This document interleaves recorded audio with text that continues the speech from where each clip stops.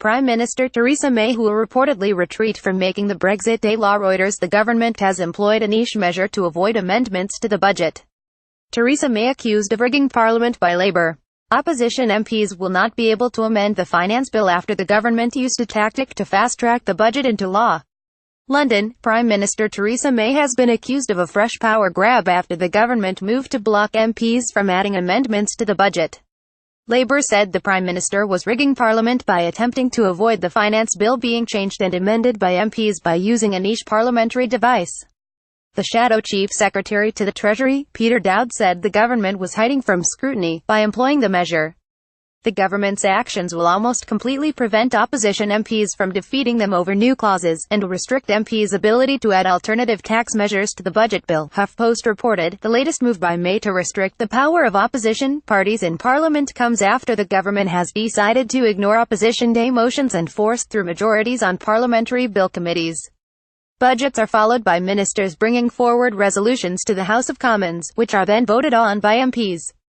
These make a finance bill. Normally, there is a general amendment to the law which can then be amended by opposition MPs, but this has been dropped by the government in order to fast-track the bill into law and to also avoid extra scrutiny. Dowd told HuffPost, "Once again we have further evidence of the government's unprecedented rigging of Parliament because they cannot rely on their backbenchers or the DUP.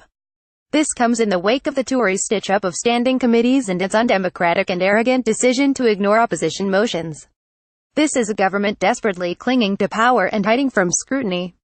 The measure has been sparingly used by governments over the past 90 years, usually just before or after an election in order to quickly change government finance policy. Winston Churchill used it before the general election in 1929, and Dennis Healey, Gordon Brown and George Osborne all used it in emergency budgets following election victories.